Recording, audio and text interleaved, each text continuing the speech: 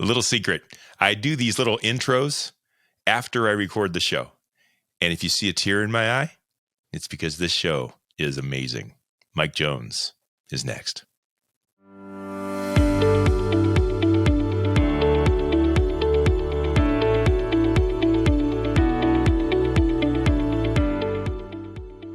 And the heat is on. Let's get cooking. This is Purpose Under Pressure. It's brought to you by the Ruby Group, Sandler Sales Training, serving sales professionals nationwide from their Akron and Columbus, Ohio locations. They are one of the highest performing Sandler Sales Training affiliates in the nation, and they will make a difference for you and your team. You can check them out online at therubygroup.sandler.com. And speaking of Sandler Training and the Ruby Group, I am just overwhelmingly excited to introduce you to the owner of the Ruby Group. He is also an author, a highly sought after public and keynote speaker, and one of the flat out most inspiring people you will ever meet. I am proud to know him, proud to call him friend, and excited to introduce you to Mike Jones. Welcome to Purpose Under Thanks Pressure. for having me. It's always a pleasure talking with like-minded people. Man, you know what? I'm like-minded because I know you. I don't know that I would have been like-minded as much as you think. Maybe inside, but I've known you for a while, and you've built things up inside of me, and you've made me understand some things and realize some things about myself, and I appreciate that. I appreciate that. It's amazing how transformative it is and refreshing it is when you meet people in your journey in life that just share common principles and themes and work ethic and thought processes. It's all like, it's validating for everybody, you know, and it's super important. It is, and you have to realize it, and that's one of the things I wanted to mention. So I'm also extremely thrilled that Ruby Group is a sponsor of Purpose Under Pressure, a partner is what I should say, because I remember coming to you when I started this podcast. This is now the second season of the show, and I came to you and I said, Mike, I don't want sponsors. I don't want to sell this thing. I don't want to let anybody else be this. I want you to be my partner. And the reason I wanted you to be the partner is because I don't need money for this. I need what you believe in, which is everything this show is about, is that people have a purpose. They're trying to accomplish great things for themselves or for their family or for their business or for others. And things get in the way and it's hard. And you and your organization are all about making those things come true throughout the hard hurdles and overcoming those objections and things of that sort. And you guys just bleed this Purpose Under Pressure stuff. Is that from you? Is that part of Sandler? Where does that come from? It's from our team, right? It's from our people. Now, I certainly would like to think that I have a part of that, right? One of the things that my dad told me growing up, and my brothers as well, is if you surround yourself with like-minded thinkers and people that are transparent and they have intellectual humility and they're not afraid to talk about shortcomings or failures, you start to realize that, man, this world's a mess and we're all in it together. And the more that we can latch onto each other and help each other, I think the better everyone off is. We don't have to go on this journey alone. You know, in all the episodes that I've done, that's the first time I've heard that the way to overcome the pressure is to bring other people in. Don't we? Is that what we do? Do we just try to take care of things? When it gets hard, we just buckle up and force everybody else out and try to bust through. Is that the problem? We see that a lot, and, you know, because it creates an element of fear in people. And for the most part, human beings' reaction to fear is to just stop. It's to stop and it's to assess. And what happens is they stop and they assess way too long, you know, and they try to think their way into the right kinds of activities. But the opposite is true. We have to act our way into the right kind of thinking. And that's hard to do because we're afraid, we're unsure, we're uncertain, and that always causes a trepidation in people. And if you look, like, I'm a big reader of autobiographies and biographies of people, in particular, people that I know have overcome a hardship. And the constant theme within those readings is they all go through some crap in their life. However, they all keep moving. And it's an outward focused into the hearts and lives of people that help them and push them through. Most people, from my side of the fence doing what I do, and I'm privy to a lot of companies and cultures and the lives of the people in it, we tend to look out the window when things are not good, meaning we look outside of ourselves and we start to blame things outside of ourselves. And when we look in the mirror instead, when we look inward on things that we can control and that we can change, it not only helps us to become grounded in our course of action, but it helps us to extend a hand to others that we see going through the same thing, and to let them know that there's people in their lives that can help them on this journey. And I think when you create that transparent collaboration with other people, man, it just makes things so much easier and less stressful along the path. So I'm interested. You have dealt with, how many people have you talked with? Yeah, Right? Hundreds, thousands, right? literally. Yeah, thousands. Okay. What's the commonality? You talk about being grounded and helping others. And when you talk with people, they have to want it, right? For you to help them, Correct. they have to want it, which is kind of what purpose is. What's the commonality for the people that you're able to help? What is their overall purpose typically? Their overall purpose, I think, is to just be on a self-fulfilling journey. And that's not a selfish thing, because a lot of times I noticed that it's selfless.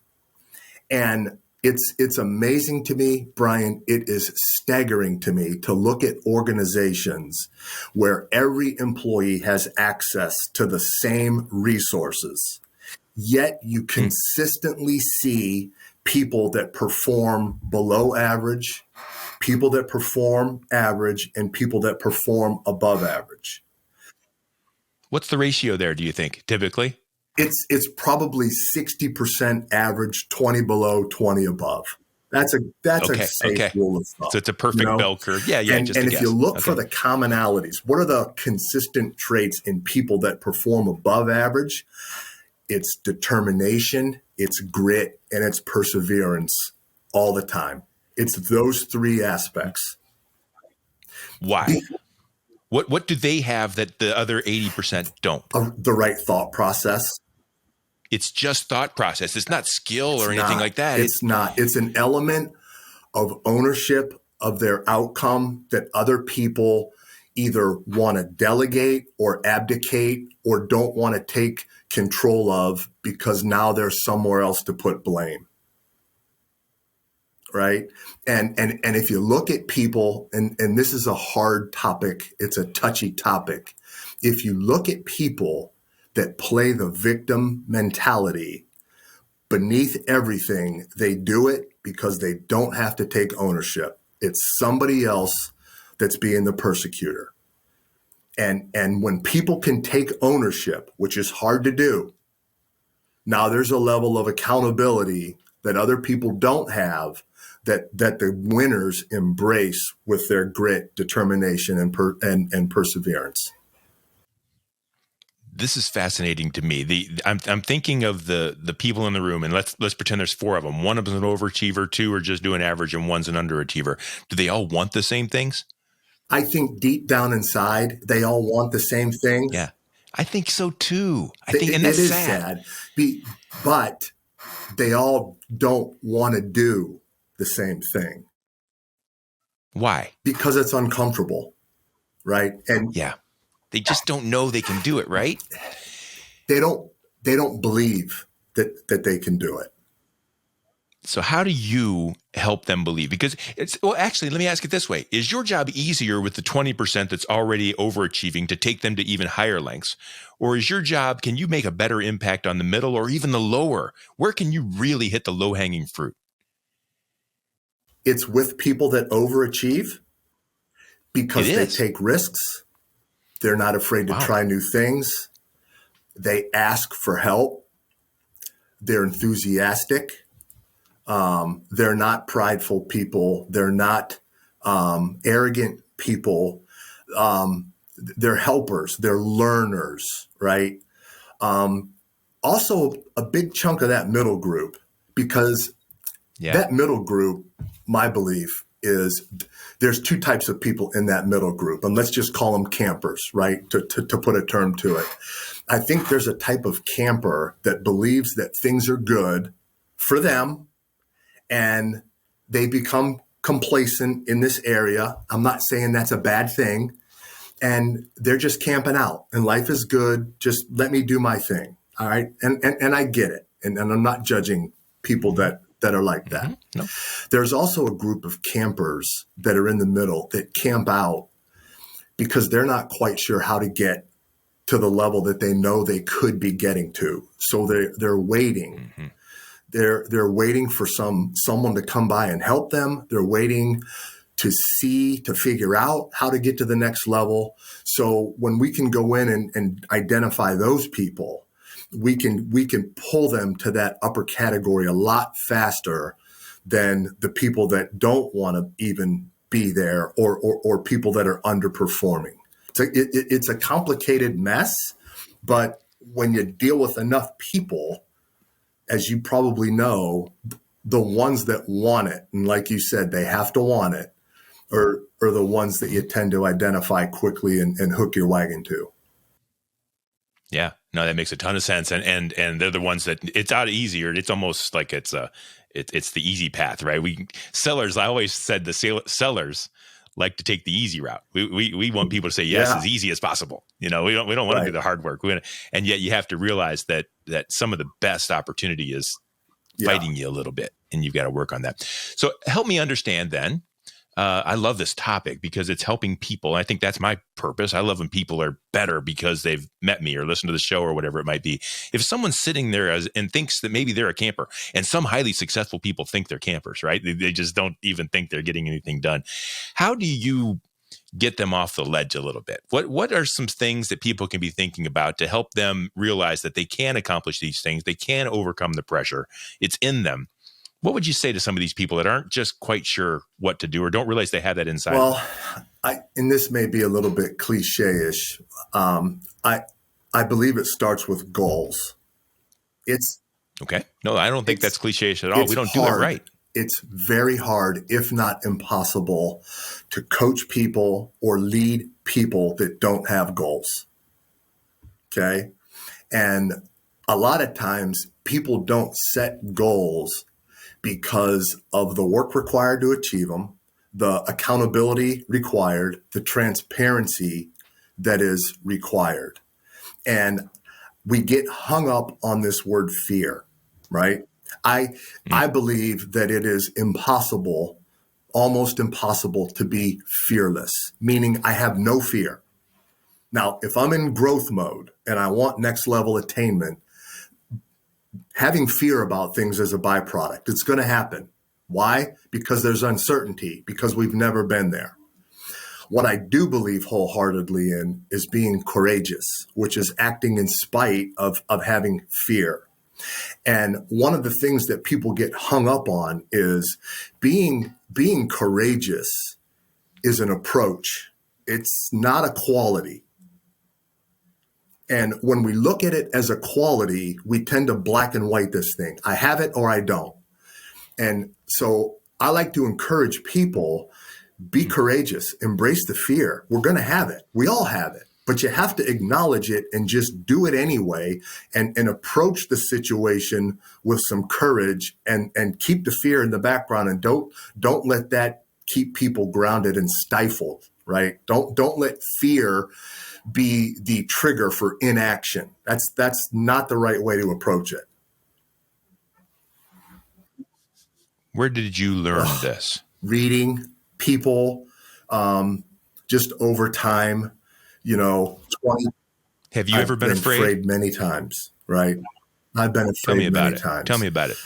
The last time that I was really afraid, and I mean like earth-shattering, crippling afraid, was in April of 2020. So here in the state of Ohio, the governor shuts down the state right around March 13th or 14th. And being in the people business, in the training business where groups of people come together, we couldn't do that anymore. And a lot of organizations that we worked with, that's one of the first things they cut. My people can't attend training. We're cutting it out of the budget. To the point where at the end of April 2020, compared to April of 2019, we were down 70% in revenue, right? Now, Wow. I've got a team of 15. There's 14 other families that are going to be affected by this. And as the leader of the company, when all eyes tend to get put on you during conflict, it was a difficult time. You know, it was kind of like as a kid when the tornado warning came across the TV screen, you weren't necessarily focused on the tornado. You looked at mom and dad to see how they were going to react. And so that was a moment of just utter afraidness and being fearful. And what we tend to do in those moments is we tend to lose sight of our base. We lose sight of the simplistic morals and values that got us to where we're at. And we tend to get creative. We got hit with a big event, so it's natural to believe it's a big scenario that's going to get me out of it, when in reality, it's the little things that we have to just get back to and just be grounded in those principles that got us to where we're at. So in other words, what you just said, I never thought of it that way. It wasn't that. So actually creativity, you always think is a great thing. But in this situation, we're trying to fake our way out of something that we've overcome before. And now we got to try to think of something new. And you're saying, no, when the chips are down, go back to what's worked. It's something you've done before. Why should you be afraid of something you've done before? Is that kind of what you're saying? You know, I think there's an underlying set of principles and rules, and I'm going to guess that our listeners today would agree with this, that are life sustaining. They never leave us, and those are the ones that we have to latch on to in times of pressure, in times of conflict, in times of aloneness, and when we're scared. And I don't think that those are attributes or guiding light scenarios that we have to hide from other people. We have to pull our teams around us during those moments and sort of recalibrate what it is we're doing in order to get through those moments. And so what did you do? I behaved my way out of it. And I know what that means, but explain that to others. Fear is crippling, and it causes people to not act, and we can't do that. So the goals that we set as a company, the strategies that we incorporated as a company, the timelines shortened. Okay. And here's what I mean by that. I'm a big fan of goal setting. I'm a big fan of strategic initiatives. I'm a big fan of vision casting. And many times when we do that, we'll do it in a 12-month chunk, right? So what do we want to accomplish this year? Well, a long time ago, we broke that down into quarters. Forget this 12-month gap. Let's do quarterly initiatives. Yeah. Well, when COVID hit, we had to then take it down to daily. What do we want to accomplish today? Let's not worry about tomorrow or next week or next month, but what are we going to accomplish today? What's our strategy today? And what is our goal for the day behaviorally? And that gave us extreme clarity through all the dust and smoke that we were in. And those little days of victory, well, lo and behold, they add up to a week of victory, and then a month of victory, and then a quarter of victory. So when we can take it and chunk it down and just focus on today, things become more palatable in relation to the mission that we're trying to accomplish.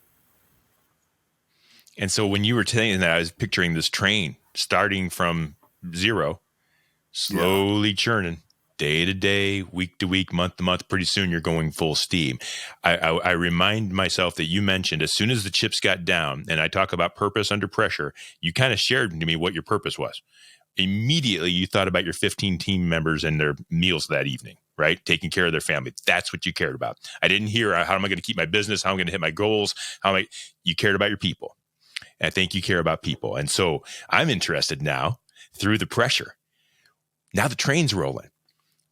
How's it going now? Are the people rocking? Is everything like, are you guys now, are you focused more daily? What's the benefit out of all that pressure that you went through?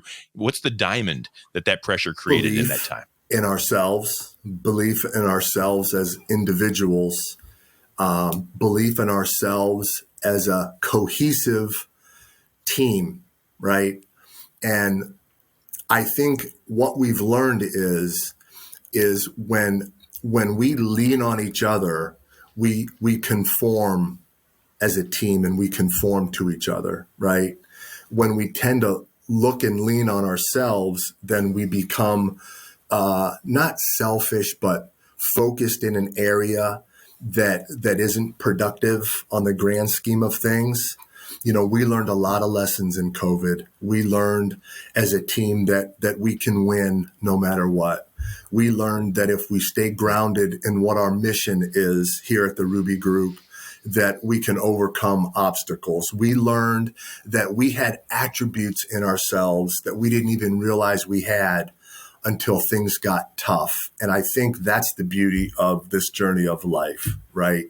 It's not about having control of what happens on the outside. It's about taking control of what we are on the inside and making internal choices and internal shifts in order to get the external objectives that we're after met. And I think that's such a powerful aspect for a family, and I'll consider us a family here, to go through.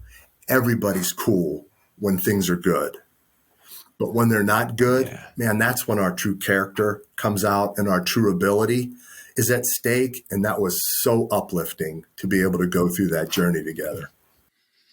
So now what's next? What are you afraid of next? The world's kind of wacky right now. I don't know what's going to happen. I don't think anyone does. Are you afraid of anything moving forward? And what should people be thinking if times get a little bit tougher here moving forward? I'm not necessarily afraid of anything that I'm forecasting that's going to come.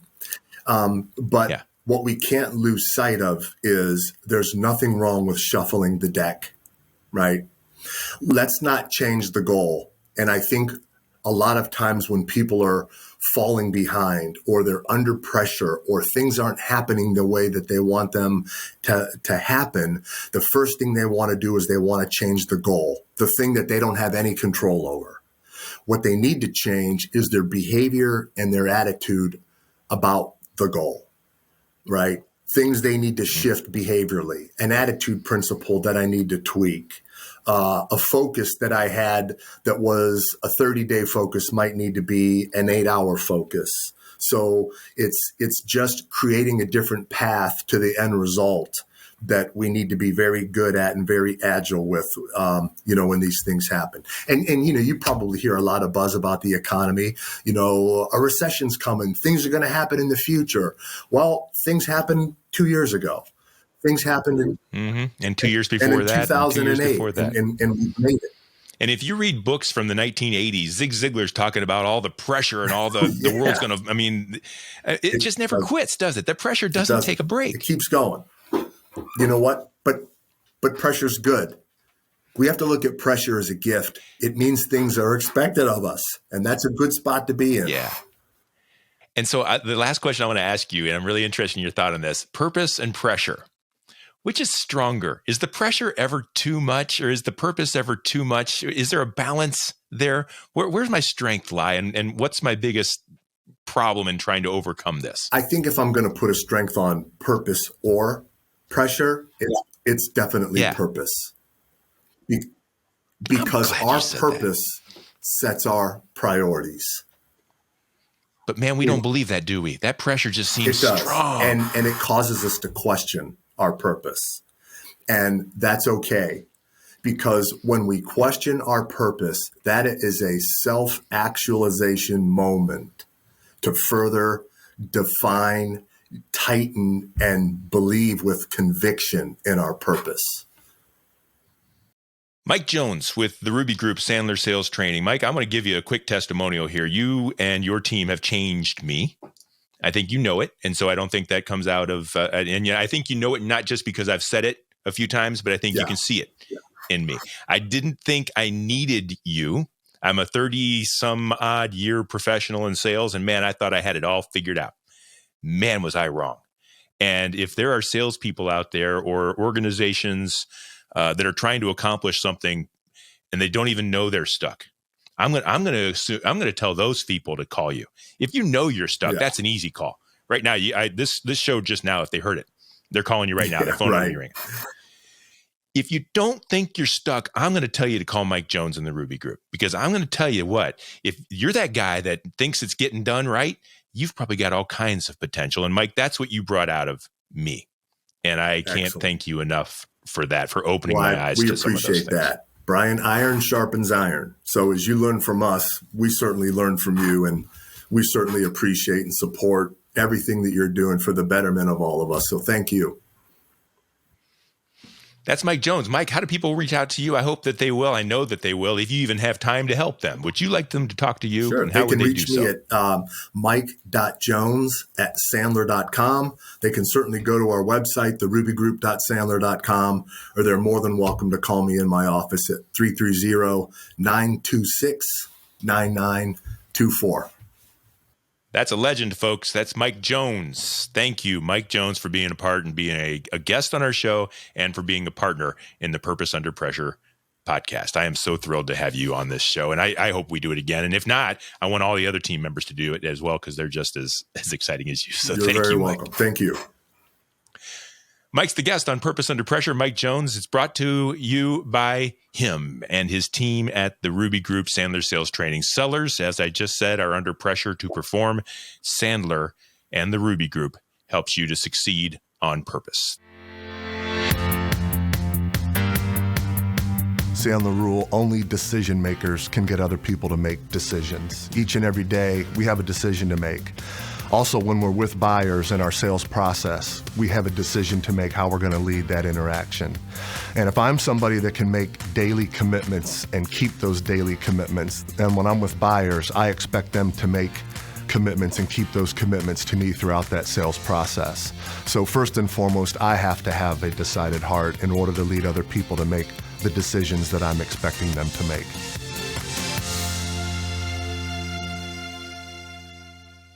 This is Purpose Under Pressure. You'll find all past episodes at brianmediastrategies.com/podcast and wherever you stream your podcasts. And we do this every week, and we will see you next time on Purpose.